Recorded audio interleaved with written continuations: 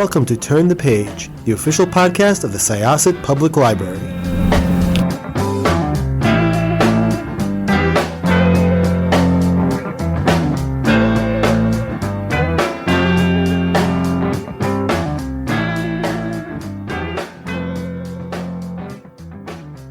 Hello, everybody. This is Evelyn Hershkowitz, Reader Services Librarian at the Syosset Public Library. We're here at Turn the Page, and today we have with us a very special guest, Zeeva Bukai. It's her debut novel called The Anatomy of Exile. Thank you so much for being with us.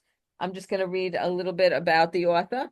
Zeeva Bukai was born in Israel and raised in New York City. Her honors include a fellowship at the New York Center for Fiction and residencies at Hedgebrook and Birdcliff Artist in Residency Program.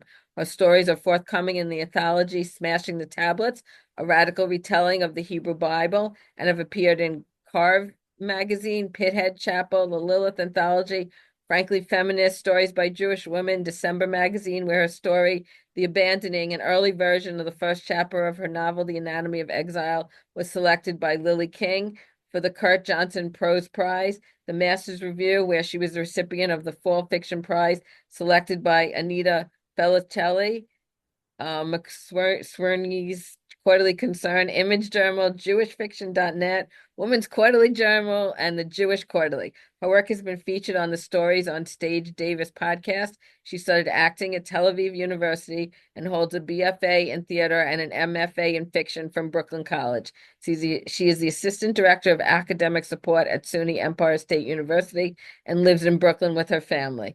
So thank you, Zeeva, so much for being with us.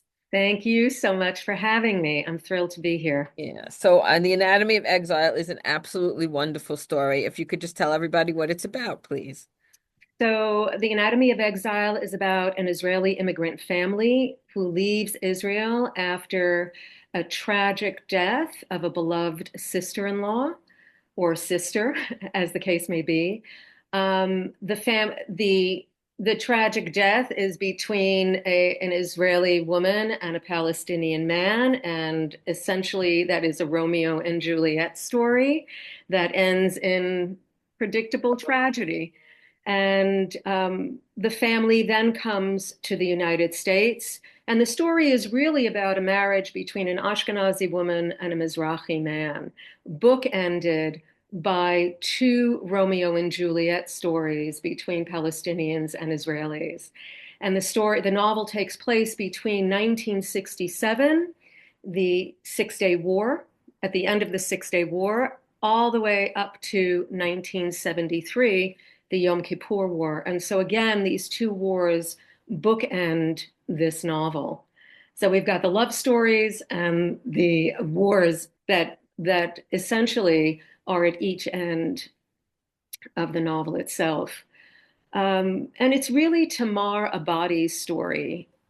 She is married to Salim Abadi. They have three children, Ruby, Rachel, and Ari. And coming to America is not her idea. It is her husband's idea. He is so distraught after the death of his sister that he unilaterally decides to bring the family to the United States and basically swears to her that he's going to become a millionaire and that within 5 years they'll be back in Israel living like kings in Herzliya, where there are villas on the beach, and he's going to give her the life that he imagines that she wants. Essentially, the life that she has is the one that she wants. And the themes of longing for home, displacement, a sense of rootlessness, and otherness and not belonging are essentially the themes that embody, that are present in the novel. Right. It's wonderful. It really is. I absolutely love it. How did you come up with the title, The Anatomy of Exile? So when I began the novel, I was writing it in chapters because I had never written a novel before. And so I began writing it as if it were, kind of like connected short stories.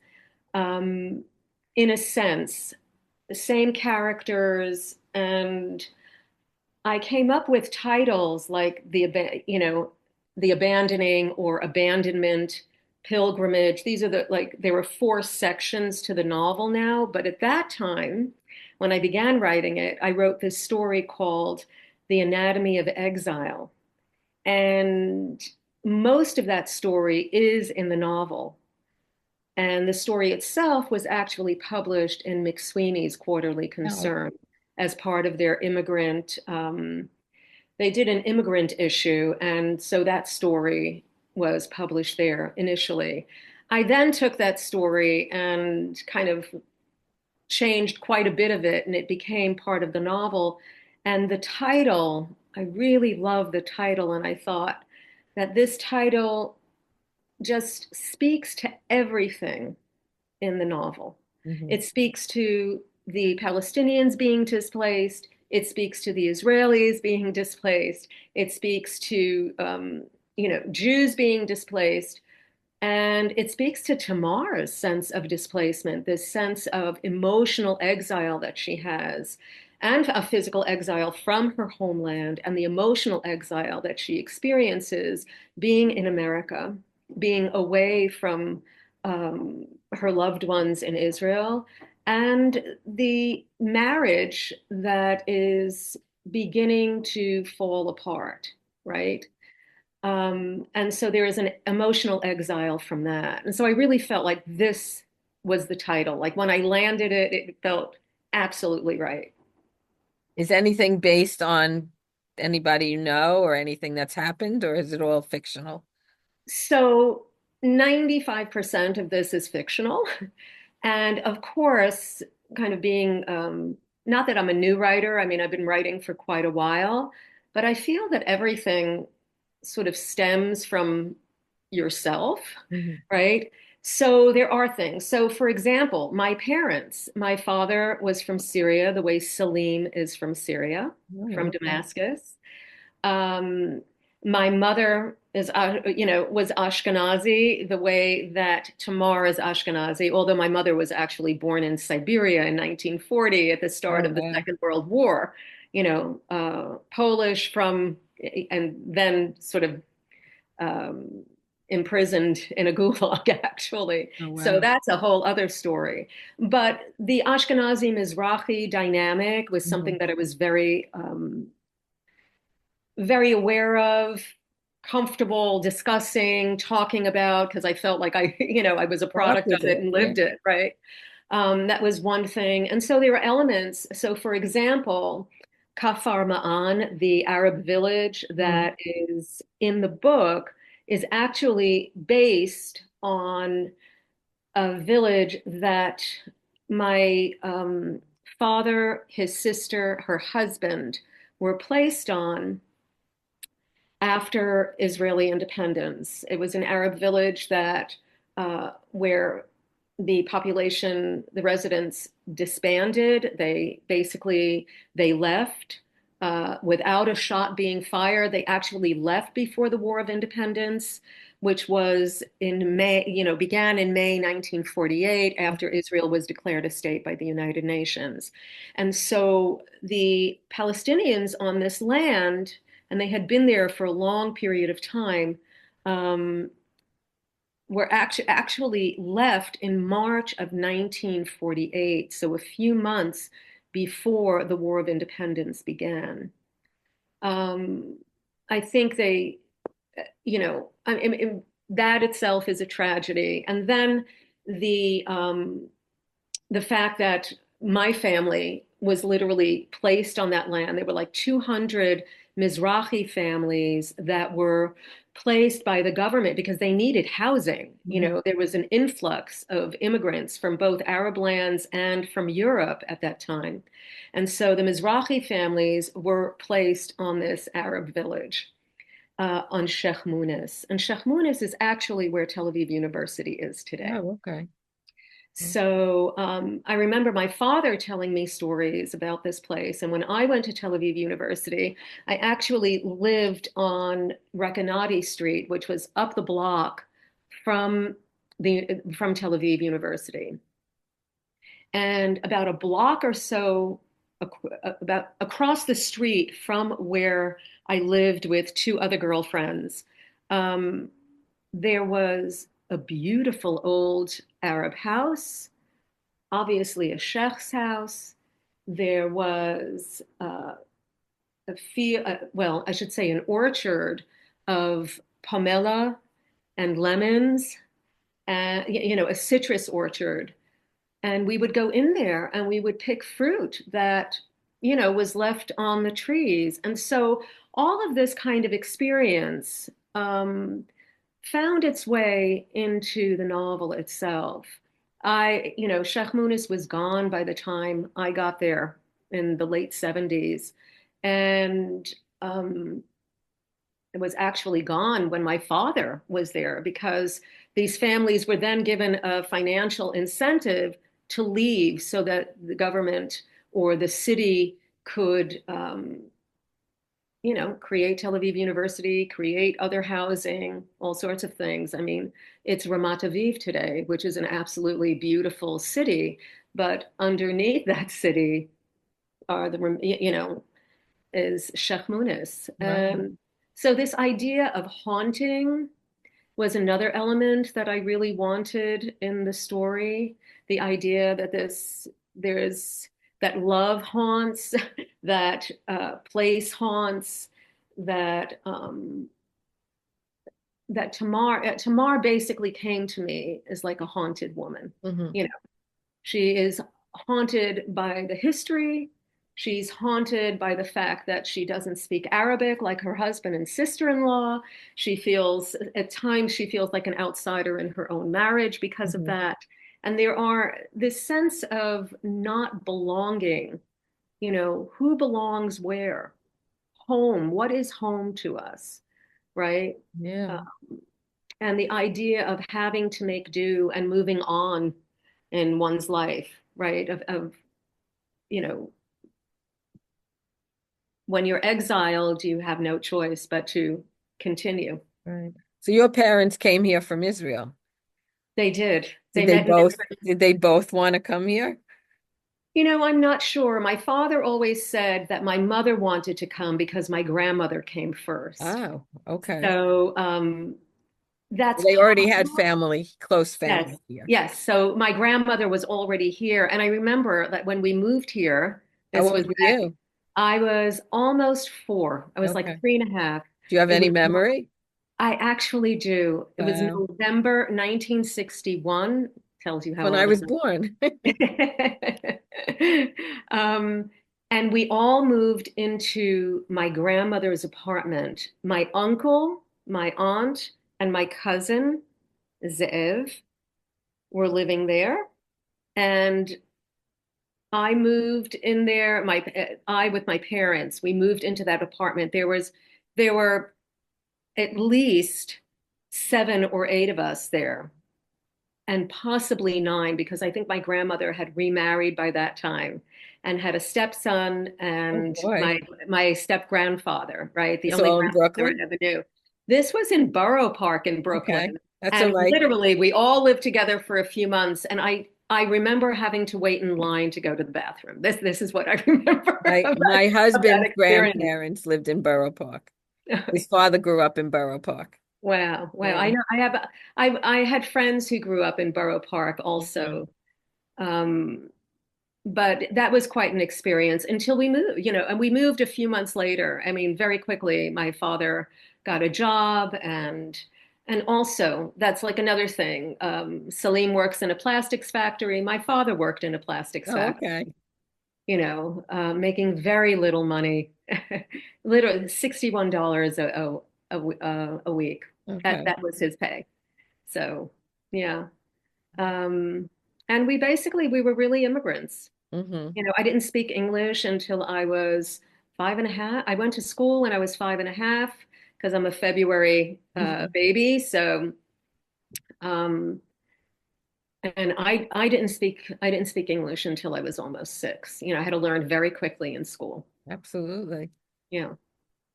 Now, in the book, do they know English? Does Tamar know English when she came over? They do. I mean, they speak a very, they speak English. The kids speak English, Hmm. right? That's kind of made a point of.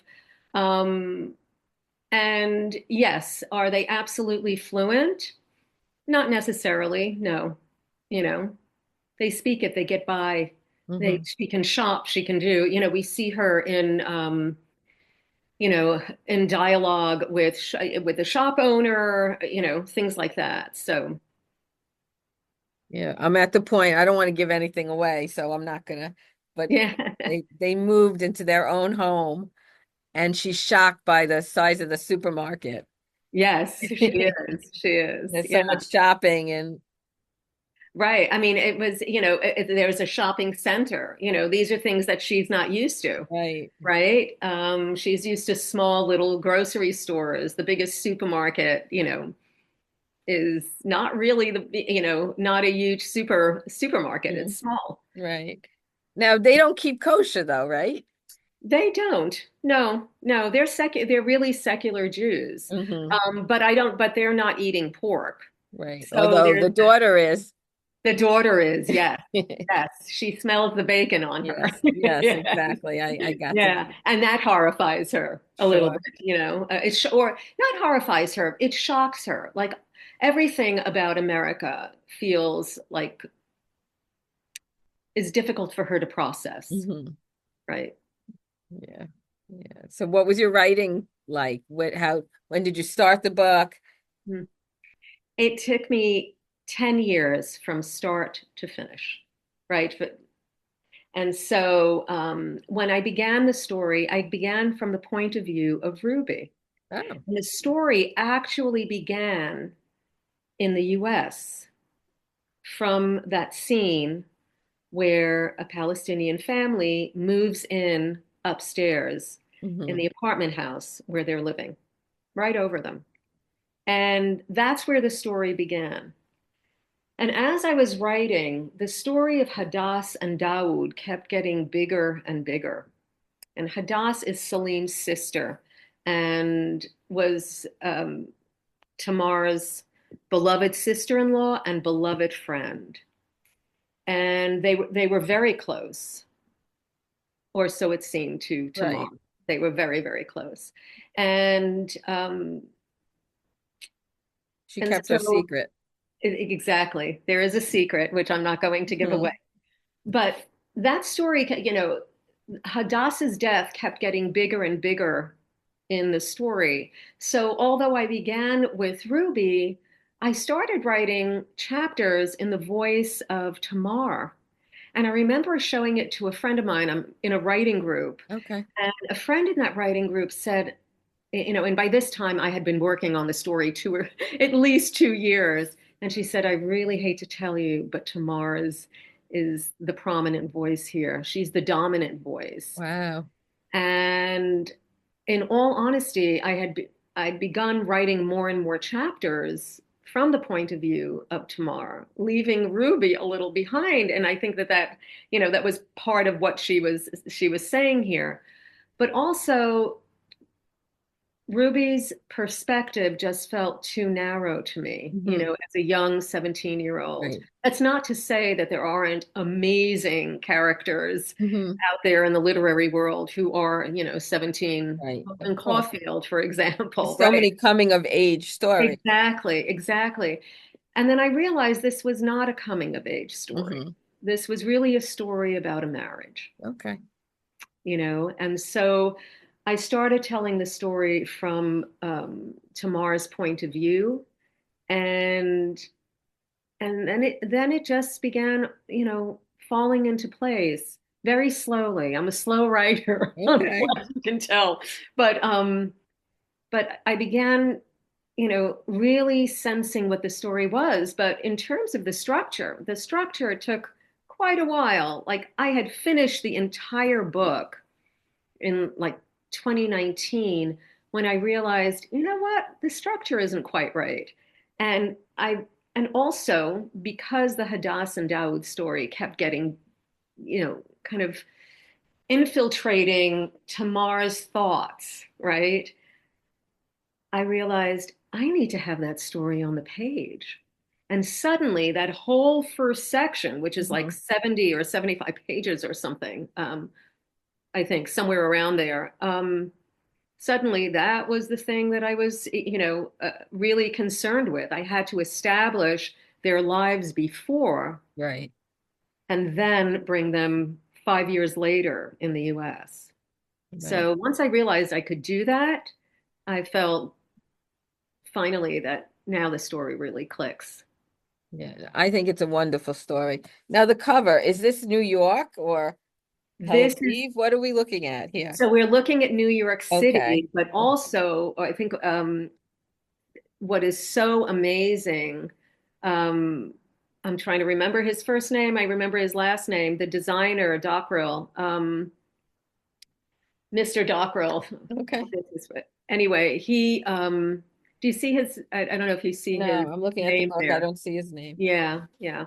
Um, I can find it if you, can I have a Oh, I second? found it. Colin, Colin, yeah. Colin, Yeah, Colin yeah, Dockrell. yeah. Colin Dockrell, yes, and we're actually on Instagram friends, so Okay. I should really get this.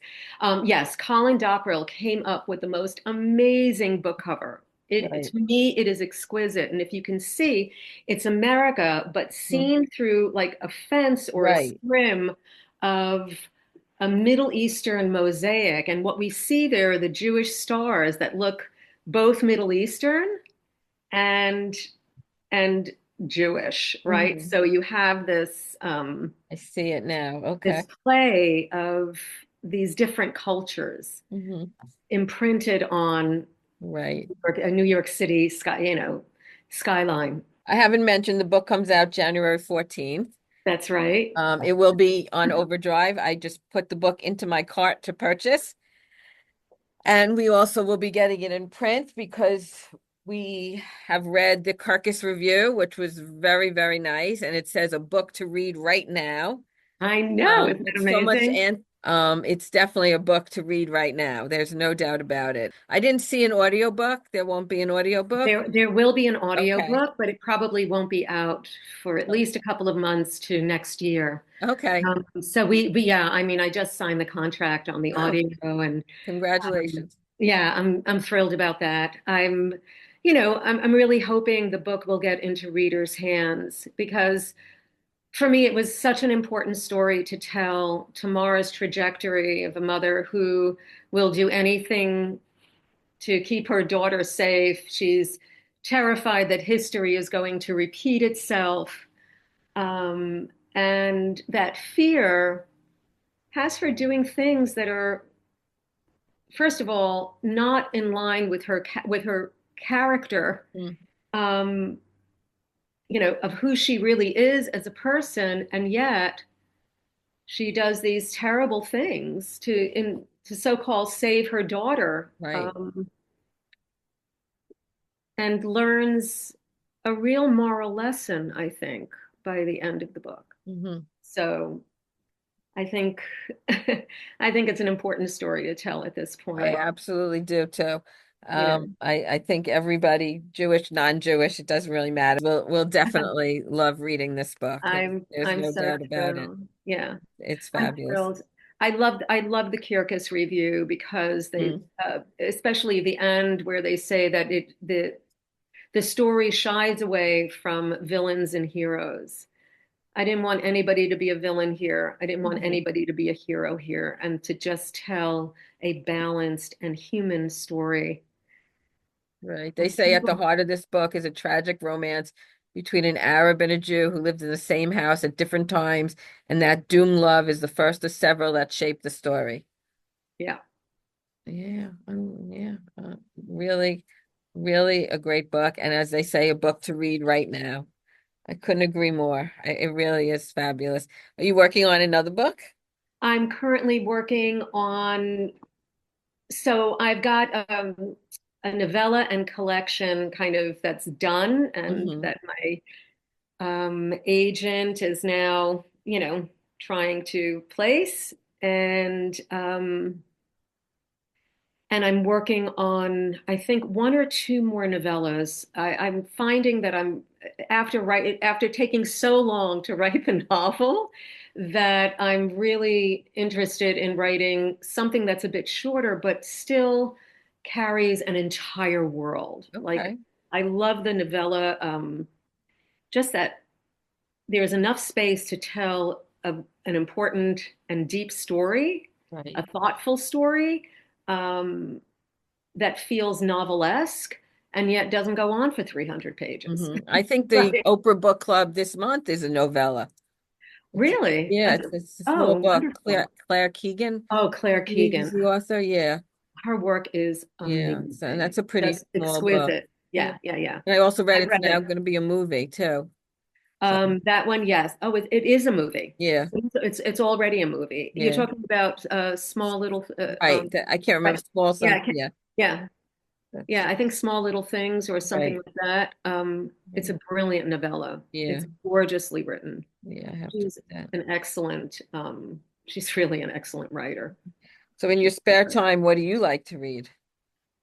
So let's see. I've just finished reading Ayelet Sabari's, an Israeli author, Ayelet Sabari, Songs for the Brokenhearted, which Mhm. was exquisite. I highly recommend. I'm now reading The Vegetarian, Oh, okay. and that's quite something. And I did read, what was that book? The Goddess of Warsaw by Lisa Barr, Very good. I which loved it. was, Yeah. which was really well done. Um, and what, oh, there's, I just got David Grossman's collection of essays about, Another Israeli author. yes, another Israeli author. Mhm. And I'm reading Julie Zuckerman's Book of Jeremiah. I have that I'm in the middle of reading as well. So there's a couple of things that I'm Okay. trying to get through and really enjoying, actually. And Hebrew is your first language. Hebrew is my first language, but I write Still, in English. you do write in English. Yes, but I do speak Hebrew all the time. My Oh, husband's okay. Israeli, and Oh, so, okay. we kind of do this Heblish. It's a Okay. combination of both languages. Uh-huh. Uh-huh. Um, there's a funny story of my father, whose first language was Arabic. Oh, And, because he was born in Damascus, his first language was Arabic, and the Hebrew that he knew was prayer, right? Um, but when he went to Israel, he was 13 years old, and he was placed with a Czech family on a moshav. And it was a Czech couple actually, and the only language they spoke was Yiddish. And oh. so my father, an Arab speaker, spoke fluent Yiddish. Mm. You Well, know, my parents, when they didn't want us to know what they were saying, they spoke Yiddish. really. Not great. I mean, Uh, my mother, yes, her Yiddish was good. My father's wasn't as good, but he understood what my mother was right. saying. But yeah, Yeah. they used to speak. That's pretty much a dying language, I think. Well, it depends what community you're in, Uh-huh. right? Hasidic community, that is their Oh, language. really? Okay. Yeah. So John McWhorter had a great article or essay in the New York Times, I think last a week or two ago about Yiddish. Oh, He's a okay. linguist who teaches at Columbia, and he goes to the same bungalow colony that I go to, if you can believe that. So, um, my husband and I had our first summer at the bungalow colony at Rosemarin's. It's up in Monroe, and Oh, it's okay. such a throwback, and it's so wonderful to be there. It just feels like I'm a kid again. When we were young, we used to go to bungalow Hmm. colonies. So who knows? Maybe a book will come out of that. I'm not sure. Yeah, no, that sounds good. There was that great movie that took place at the blouse salesman at Oh, of the course, the colony. blouse man. Yeah. Yeah. A Was Walk that on the Crossing Moon. Delancey? Was that Crossing No, Delancey? Crossing Delancey was That with was a Andy different one. Irving. That was a different one. Okay. That was about the Lower East Side. Oh, But okay. A Walk on the Moon was the Walk one on the with the Moon. blouse Right. man. That Yeah. was fabulous. That We was, actually watched that at the end of the summer. oh, do you? We Okay. did. We did. We had a big screen up, and the whole bungalow colony watched it. Mm, So that's it so was nice. fun. Yeah, that was a Yeah. great movie. Yeah. Great movie. Yeah, so I highly recommend anyone listening, please give us a call.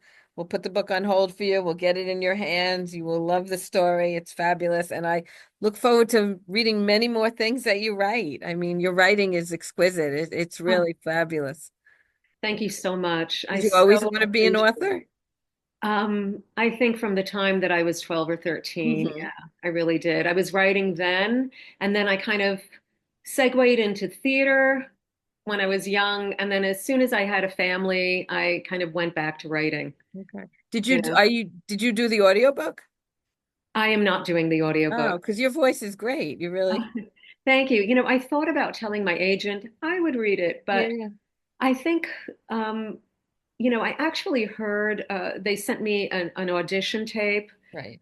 from this one narrator, and she was good and kind of gave it a flavor that I probably wouldn't have because I'm so close to it. And I'm interested to hear kind of what just another flavor of the book itself. When I did that, I did one of my stories was on the Davis podcast Hmm. and Stories on Stage. And there was a wonderful actor who read the story, and it was really great. It's part of it's on my website for anybody who, by the way, if anybody reads the book or you have any questions, I'm happy to respond to readers. You can just go to zevabukai.com. Terrific. Yeah. And I hope that it becomes a Hadassah one book. I think it'll be perfect for them. Oh, I hope Hadassah likes it. Yeah. I really do. I'm hoping to see the review should be coming out probably next month. Okay, great. So I wish you well with that. thank Hopefully, you so well, much. Yeah, okay. fingers I'm crossed. thank you so much for speaking with us. I really appreciate it. Oh, The book is The Anatomy of Exile. Fabulous story. And I thank you so much. So we're going to close this chapter of Turn the Page. thank you Have a so very much. happy holiday. To you too. To you Happy and too. healthy New Year. Thank you for Thank the you. support. Thanks so much. Okay, take care. Thanks so You much. too. Bye. Bye-bye. It's time to close this chapter of Turn the Page. Join us for the next episode.